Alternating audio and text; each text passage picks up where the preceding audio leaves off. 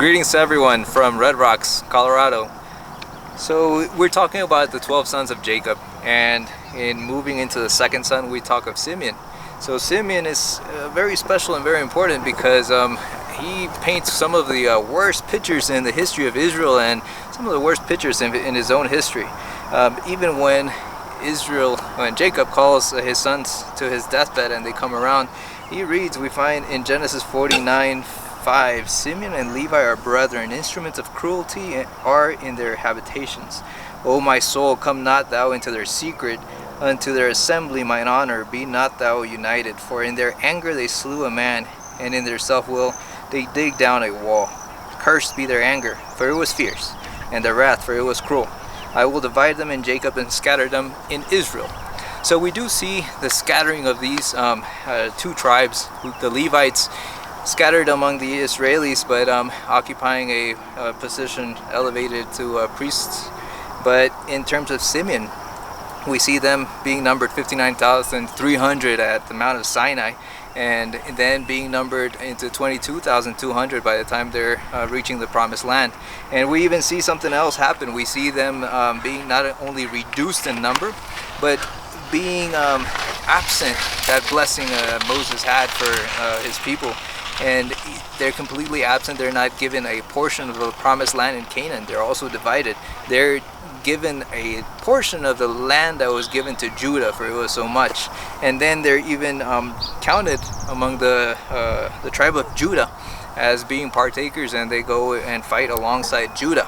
But the issue with this whole thing is, what and why did all this come about?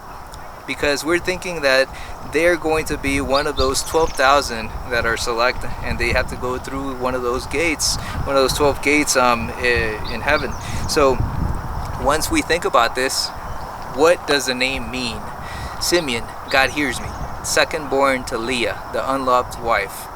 But in terms of characteristics, in terms of character, what was it that caused his downfall as an individual, and what was it that caused their downfall as a tribe? So if we look into history, we see his actions. He was the mastermind behind the plot to avenge Dinah's encounter with the prince of Shechem. But both of these brothers used a sacred ritual, the circumcision ritual, to entice the men of Shechem to intermingle with them, and then they took opportunity and advantage of this ritual so that they could do away with those men.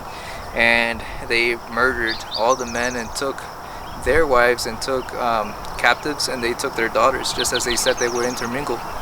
So they began down that line, and they were feared, and Jacob completely did not endorse that action. And even then we see that at Shittim, the tribe of Simeon intermingled with the Moabite women that came. And so the Moabite women came into the camp, and the same characteristic was exhibited. Characteristic of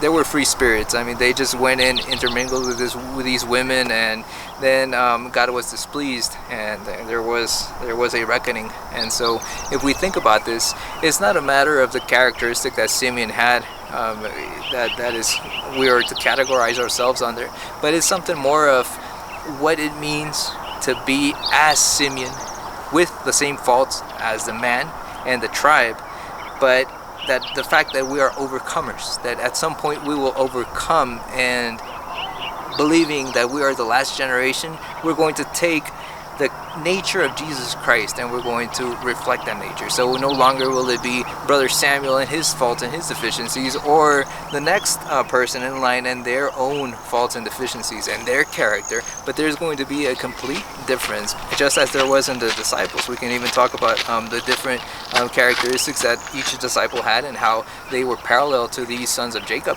and how they walked with Jesus Christ, but then eventually they became overcomers of that self, of wanting to sit at the right and the left of the throne of Jesus Christ, into being humble, being subdued.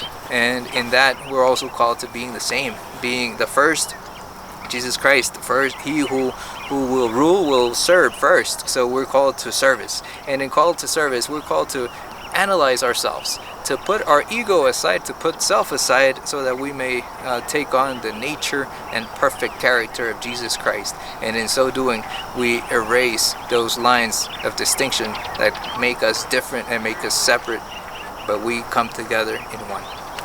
This is my thought and prayer, that we may be able to also have the same mentality going into the week that comes ahead.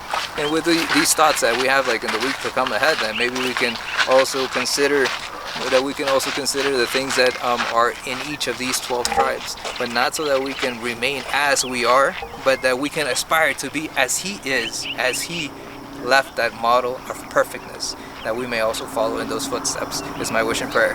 Thank you.